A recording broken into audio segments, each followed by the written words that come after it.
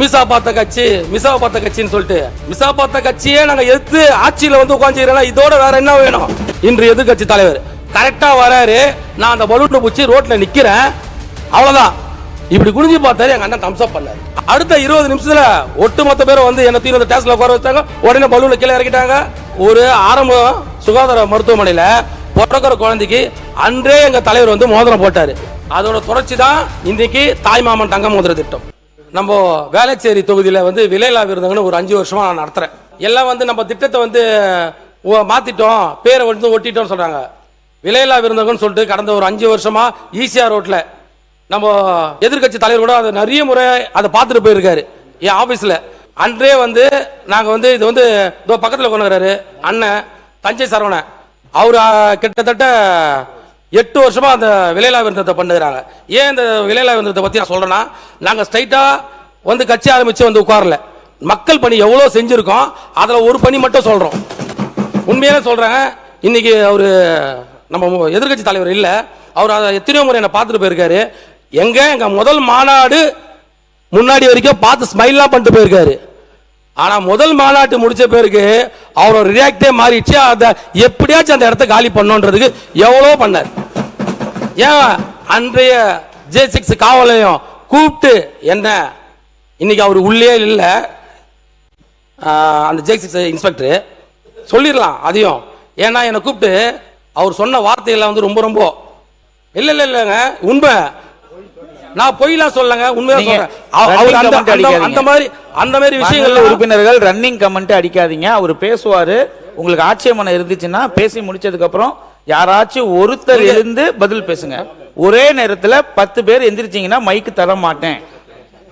அது இல்ல எதுக்கு அதை சொல்லுவாருன்னா, அவர் அப்பெல்லாம் பார்த்துட்டு அதுக்கப்புறம் தான் யாராவது ஒருத்தர் பார்த்துட்டு போகும்போது மட்டும் வாய்ப்பு கொடுக்குறேன்.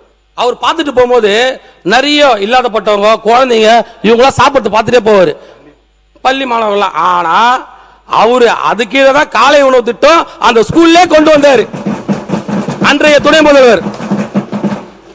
ஏன் இதை குறிப்பிடுறோம்னா, நாங்க செஞ்சதுல பேரை ஒட்டிக்கிறோம் சொல்றேன். நாங்க மன்றமா இருக்கும்போது, மக்கள் இயக்கமா இருக்கும்போது செஞ்ச அந்த விலையில்லா விருந்தகம் தான். அப்புறம் இந்த தாய்மாமன் தங்க மோதிரம், அதை வந்து நாங்கள் இன்னைக்கெல்லாம் வந்து கவர்மெண்ட் வந்தோடனே ஃபார்ம் வந்தோடனே பண்ணுறலாம் கிடையாது. இங்கே இருக்கிற எல்லா சட்டமன்ற உறுப்பினர் அல்லாத மக்கள் இயக்க நிர்வாகிகளும் கடந்த கிட்டத்தட்ட ஒரு 18-19 வருஷத்துக்கு முன்னாடியே இதெல்லாம் நாங்கள் பண்ணிட்டோம். எங்கள் தலைவரோட பிறந்தநாள் வரும்போது என்ன பண்ணுவோம்னா, அதில் வந்து எங்கள் தலைவரை கூப்பிட்டு வந்து அன்று நாங்கள் நற்பணி பண்ணுறோம். 2009 திருவான்மியூர் ஆப்போசிட்ல இருக்கிற ஒரு ஆரம்ப சுகாதார மருத்துவமனையில பிறக்கிற குழந்தைக்கு அன்றே எங்க தலைவர் வந்து மோதிரம் போட்டாரு. அதோட தொடர்ச்சி தான் இன்னைக்கு தாய்மாமன் தங்க மோதிர திட்டம். அப்புறமா இந்த முதல் பொதுக்குழு உறுப்பினர்களுக்கு கொஞ்சம் கோரிக்கை சொல்லிட்டீங்க, ஒரு 2 வார்த்தை பேசிட்டு 22 நிமிஷம் ஆகுது, கொஞ்சம் ஒத்துழைப்பு கொடுங்க. சரி ஒரு லாஸ்ட் ஒரே பாயிண்ட். முதல் பொதுக்குழு கூட்டம், அந்த பொதுக்குழு கூட்டம் நம்ம திருவான்மியூர்ல ராமச்சந்திர கன்வென்ஷன் ஒன்று இருக்கு. அதில் வந்து முதல் பொதுக்குழு கூட்டம் அந்த வேளச்சேரி, அது வந்து என்னோட மாவட்டம். அந்த மாவட்டத்தில் தான் அந்த முதல் பொதுக்குழு நம்ம பண்ணோம். அந்த பண்றதுக்கு அன்று எனக்கு எவ்வளோ நெருக்கடி கொடுக்க முடியுமோ அவ்வளோ நெருக்கடி கொடுத்தாங்க. ஏன் எங்க பொதுக்குழுல எங்க பொதுச் செயலாளர் சொல்லியிருப்பாரு, நான் வந்து அன்னைக்கு வந்து அந்த பொதுக்குழுக்கு ஒரு ராட்சச பலூன் ஒன்று ரெடி பண்ணி என் ஆபீஸ் ஈசிஆர் ரோட்ல இருக்கு, நிறைய பேருக்கு தெரியும், நான் அதை சொல்ல விரும்பல. ஆனா அந்த கரெக்டா அந்த டைம்ல அந்த ராட்சச பலூனை உன் கையால பிடிச்சி விடுங்கன்னு ஆபீஸ்ல இருந்தேன், என்னை வந்து கூப்பிட்டு வந்தாங்க. சரி நம்ம கையில முதல்ல நம்ம தான் பிடிச்சி விடணும் மாவட்ட செயலாளர், ஏன்னா நான் தான் அந்த பலூனை பறக்க விட்டேன். பறக்க விடும்போது அந்த சைடா அன்றைய துணை முதல்வர் இன்று எதிர்கட்சி தலைவர் கரெக்டா வராரு. நான் அந்த பலூனை பிடிச்சி ரோட்ல நிக்கிறேன், அவ்வளவுதான். இப்படி குனிஞ்சு பார்த்தாரு, எங்க அண்ணன் தம்ஸ் அப் பண்ணாரு. அடுத்த 20 நிமிஷத்துல ஒட்டுமொத்த பேரும் வந்து என்ன தீவிர டேஸ்ல உட்கார வச்சாங்க. உடனே பலூனை கீழே இறக்கிட்டாங்க. இதெல்லாம் நடந்தது. ஆனா அவங்க என்ன சொல்றாங்களே, மிசா பார்த்த கட்சின்னு சொல்லிட்டு மிசா பார்த்த கட்சியே நாங்க எதிர்த்து ஆட்சியில வந்து உட்காந்துக்கிறோம். இதோட வேற என்ன வேணும்?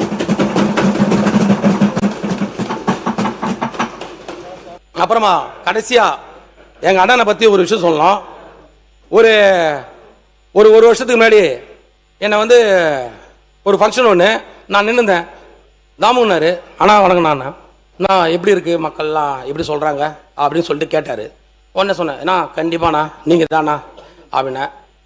அப்போ ஒரு தலைவர் என்னை பார்த்து எங்க தலைவர் சொன்னாரு, கட்சி உண்டு, எப்படி என் நெஞ்சில கை வச்சு கட்சி உண்டு நண்பா, நீ வேலை செய், மக்கள் நல்ல தீர்ப்பு கொடுப்பாங்கன்னு அன்றே சொன்னாரு.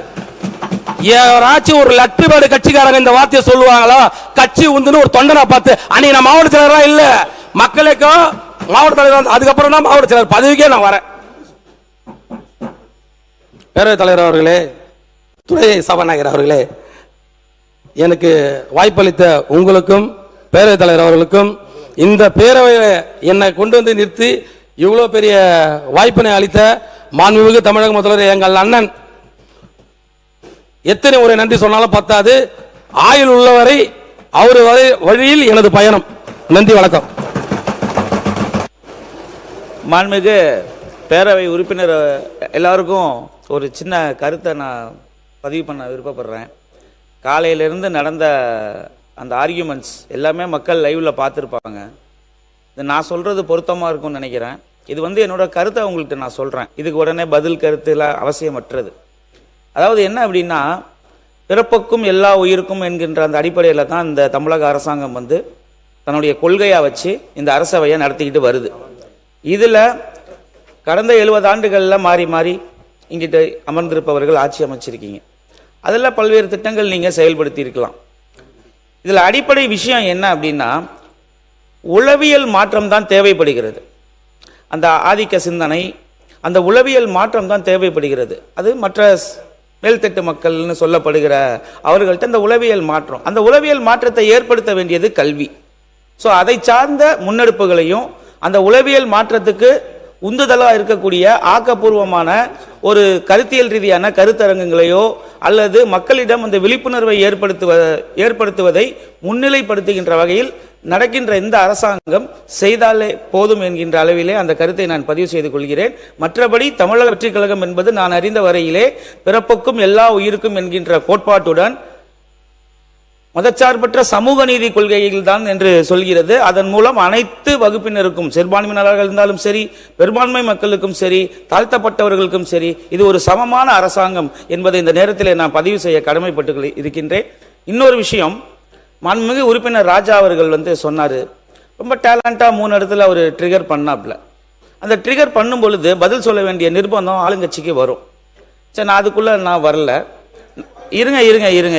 இருங்க பேசும்போது குறுக்க பேசாதீங்க, இதுதான் தவறு. உங்களுடைய கொறடா இருக்காங்க. இருங்க அண்ணே, ஒரு நிமிஷம் இருங்க. இல்ல நான் என்ன சொல்றேன்னு கேளுங்க. ஒரே நிமிஷம் இருங்க. நீங்க நினைச்சதை நான் பேச முடியாது. நான் என்ன சொல்ல வரேன்னு கேளுங்க. இல்ல இருங்க. நான் என்ன சொல்றேன்னு கேளுங்க. முதல்ல இருங்க. அமைதியா இருங்க. நான் என்ன சொல்றேன்னு கேளுங்க. இருங்க. இங்க யாரும் பேச வேணாம். இல்ல என்ன சொல்றேன்னு கேட்காமலே நீங்க பேசினா என்ன அர்த்தம்? என்ன சொல்றேன்னு கேட்காமலே பேசினா என்ன அர்த்தம்? நான் என்ன சொல்றேன், ஒரு நிமிஷம் அமைதியா இருங்க. இல்ல நான் இந்த பேரவையை பயன்படுத்திக்கிட்டே ஒரு விஷயத்த சொல்றேன். அப்புறம் நான் இதைத்தான் பேச, நான் என்ன சொல்றேன்னா ஒன்றும் தவறெல்லாம் ஒன்றும் சொல்ல வரல. ஏற்கனவே போன இருங்க ஏங்க, இங்க பாருங்க. இருங்க. நீங்க உட்காருங்க. அந்த மாதிரி ஒரு சொல்லு வந்தாலே நீங்க எல்லாரும் எந்திரிக்கிறீங்க. சரி, ரைட்டு. இனிமே நீங்க அந்த வகையில நீங்க செயல்படக்கூடாதுங்கிறதுக்காகத்தான் நான் சொல்றேனே ஒழிய, அண்ணே ஒரு நிமிஷம் இருங்க, நான் குறிப்பிட்டு நான் அவங்கள தான் சொல்றேன். நான் அந்த நிர்பந்தத்துக்கு இந்த அவையை தள்ளாதீங்க. காலத்தினுடைய அருமை கருதி விரைவா முடிக்கிறதுக்கு ஒத்துழைப்பு கொடுங்க. அதுக்காக தான் நான் கேட்கிறேன் ஒழிய வேற ஒன்றும் இல்லை. மாண்புமிகு உறுப்பினர் வே. சம்பத்குமார் அவர்கள்.